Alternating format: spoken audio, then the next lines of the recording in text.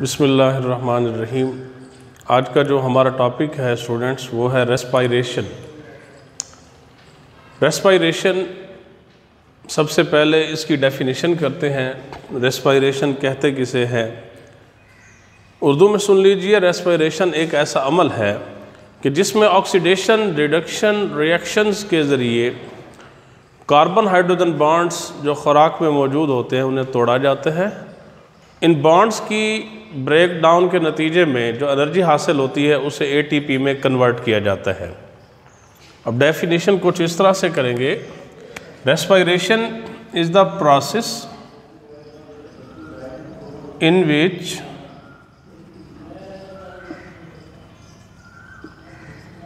Carbon hydrogen bonds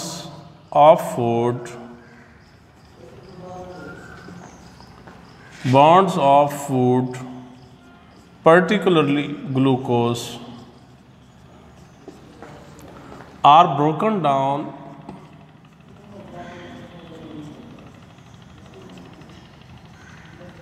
by oxidation reduction reactions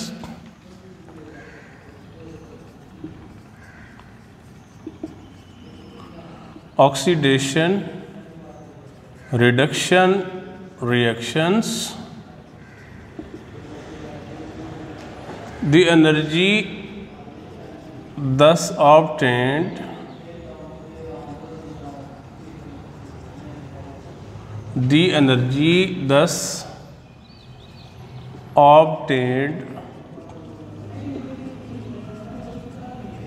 is converted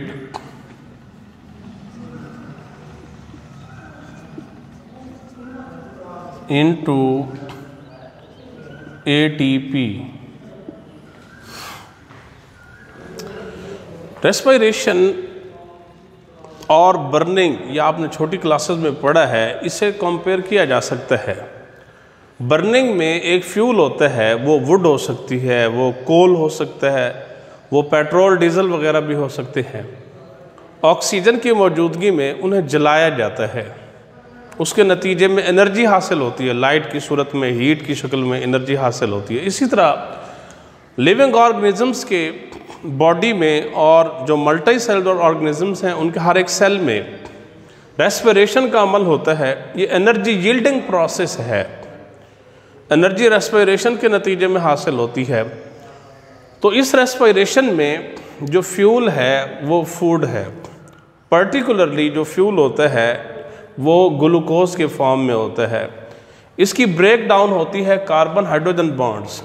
हर एक fuel में carbon hydrogen bonds जो है, hydrocarbons के अंदर कार्बन हाइड्रोजन बॉन्ड्स की ब्रेक डाउन होती है, उसके नतीजे में एनर्जी हासिल होती है। इस एनर्जी को एटीपी में तब्दील किया जाता है लिविंग ऑर्गेनिजम्स के अंदर। जनरली रेस्पिरेशन से मुराद एरोबिक रेस्पिरेशन ली जाती है। एरोबिक रेस्पिरेशन ऑक्सीजन की मौजूदगी में होती है। जब हम इसकी इक्वेशन बैलेंस्ड लिखते हैं तो उसमें हम देखते हैं कि डेफिनेशन के मुताबिक एक ऐसा अमल है जिसमें एक फ्यूल है ग्लूकोज, ऑक्सीजन की मौजूदगी में कार्बन हाइड्रोजन बॉन्ड्स को तोड़ा जाता है।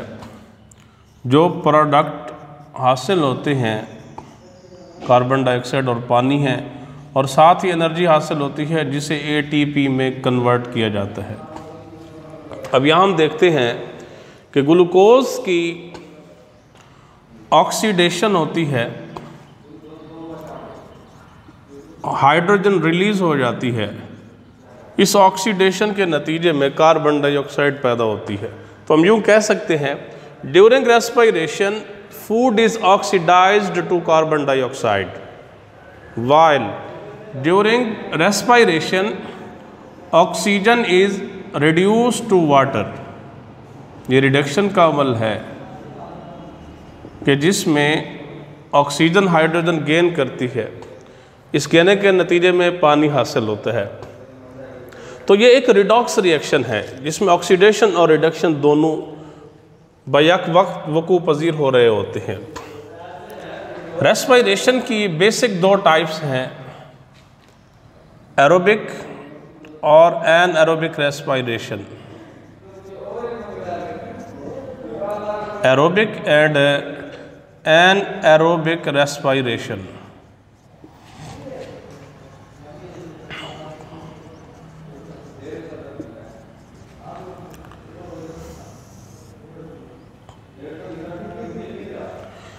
इनका नाम ये बात क्लियर कर रहा है।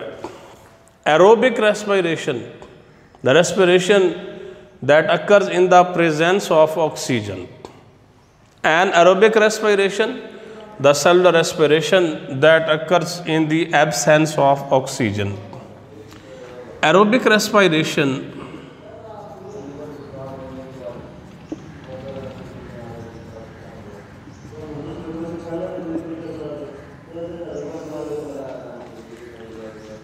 अभी मैंने बताया कि the type of cellular respiration that occurs in the presence of oxygen.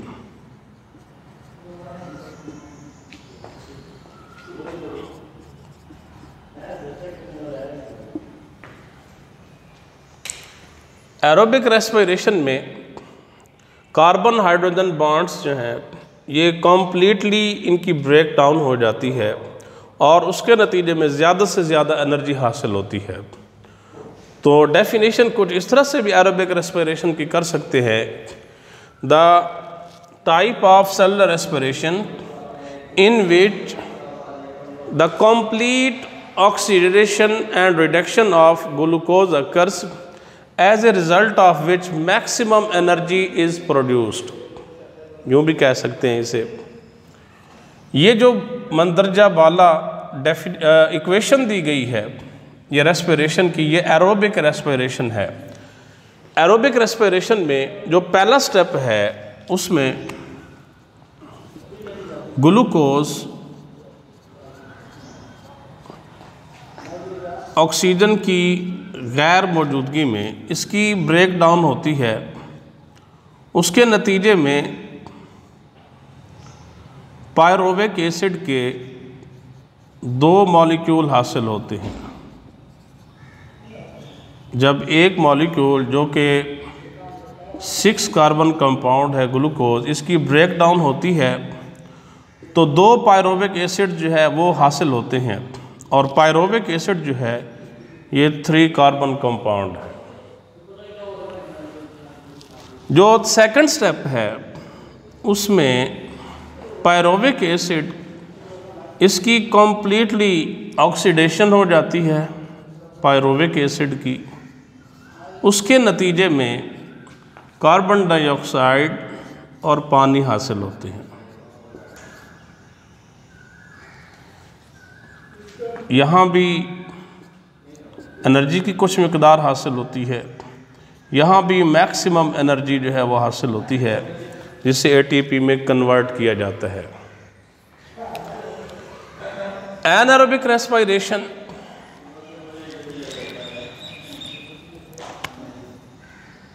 Definition इस तरह से कर सकते हैं क्योंकि इसका दूसरा जो नाम है उसे फर्मेंटेशन भी कहते हैं।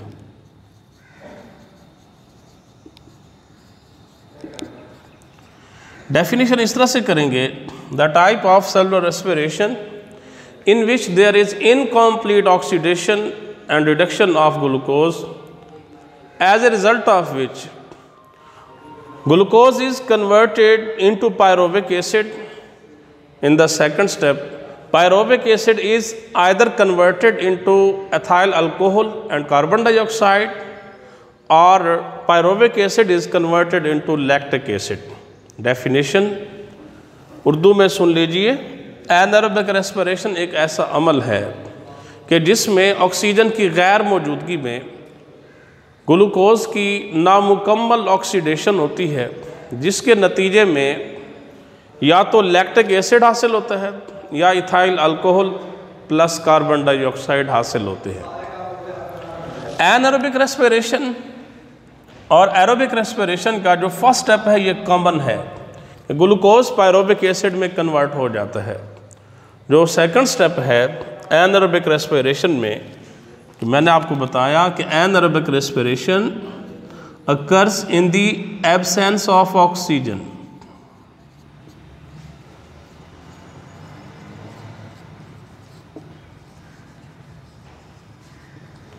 जबकि एरोबिक और एनएरोबिक रेस्पिरेशन का जो फर्स्ट स्टेप है ये कॉमन है कि ग्लूकोज जो कि 6 कार्बन कंपाउंड है, 2 पायरोविक एसिड्स में इनकी ब्रेक डाउन हो जाती है जो कि 3 कार्बन कंपाउंड्स हैं। जो सेकंड स्टेप है वो डिफरेंट है क्योंकि एनएरोबिक रेस्पिरेशन में ऑक्सीजन एब्सेंट है। तो फर्स्ट स्टेप में ग्लूकोज कन्वर्ट हो जाता है 2 पायरोविक एसिड्स में, ब्रेक डाउन हो जाती है इसकी। सेकंड स्टेप जो है एनारोबिक रेस्पिरेशन का, उसमें 2 किस्म की सिचुएशंस हैं। एक को नाम दिया जाता है अल्कोहलिक फर्मेंटेशन।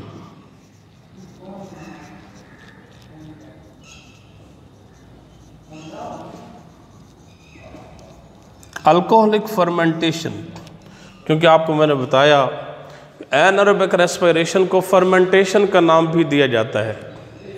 अल्कोहलिक फर्मेंटेशन इसका नाम बता रहा है कि ये है एनारोबिक रेस्पिरेशन, लेकिन इसका जो प्रोडक्ट है वो अल्कोहल है।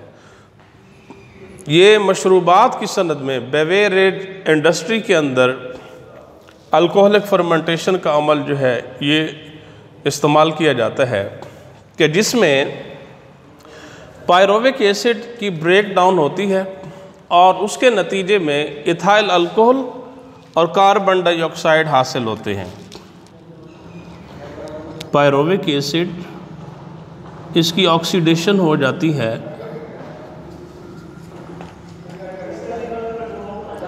Ethyl alcohol C2H5OH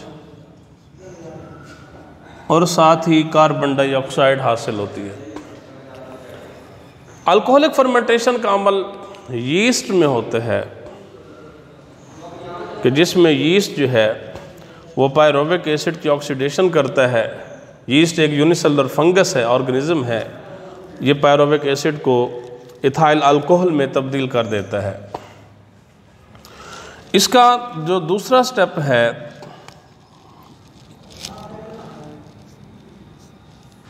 anaerobic respiration में, या तो मैंने बताया कि पायरोविक एसिड जो है वो इथाइल अल्कोहल में तब्दील हो जाता है, इसे अल्कोहलिक फर्मेंटेशन कहते हैं, और या फिर लैक्टिक एसिड फर्मेंटेशन अमल में आता है।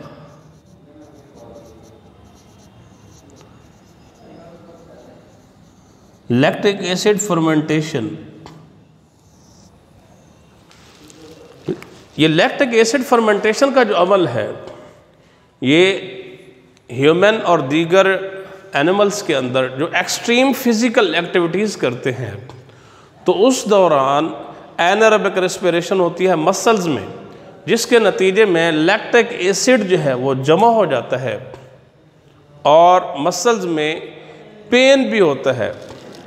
तो लैक्टिक एसिड फर्मेंटेशन दूध में मौजूद जो बैक्टीरिया होते हैं, लैक्टोबैसिलस उन्हें नाम दिया जाता है, जो दूध को दही में कन्वर्ट करते हैं, वहाँ भी लैक्टिक एसिड फर्मेंटेशन का अमल वाक़ होता है। तो लैक्टिक एसिड फर्मेंटेशन में पायरोविक एसिड को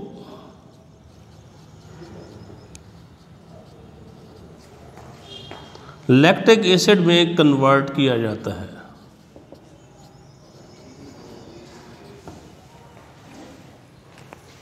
रेस्पिरेशन एक ऐसा अमल है कि जिसमें खुराक में मौजूद कार्बन हाइड्रोजन बॉन्ड्स की ब्रेक डाउन होती है और उसके नतीजे में एनर्जी हासिल होती है जिसे एटीपी में कन्वर्ट किया जाता है।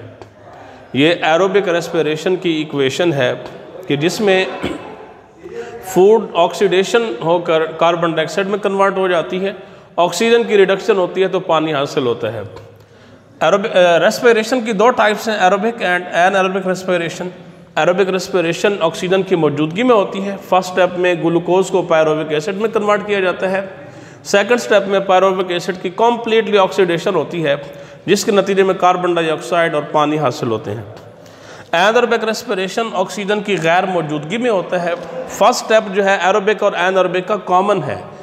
एनारोबिक में ग्लूकोज पायरोबिक एसिड में कन्वर्ट किया जाता है, ऑक्सीडेशन हो जाती है, और उसके साथ फिर दो सिचुएशंस हैं, या तो पायरोबिक एसिड को इथाइल अल्कोहल में कन्वर्ट किया जाता है, इसे अल्कोहलिक फर्मेंटेशन कहते हैं जो यीस्ट में होती है, और या फिर पायरोबिक एसिड को लैक्टिक एसिड में कन्वर्ट किया जाता है, ये लैक्टोबैसिलस बैक्टीरिया जो दूध में होते हैं उनमें होती हैं, या फिर बाशमूल इंसान के जो एनिमल्स हैं उनके मसल्स में लैक्टिक एसिड फर्मेंटेशन होती है, पायरोबिक एसिड को लैक्टिक एसिड में कन्वर्ट किया जाता है। नेक्स्ट हमारा टॉपिक इंशाल्लाह होगा इम्पॉर्टेंस ऑफ फर्मेंटेशन।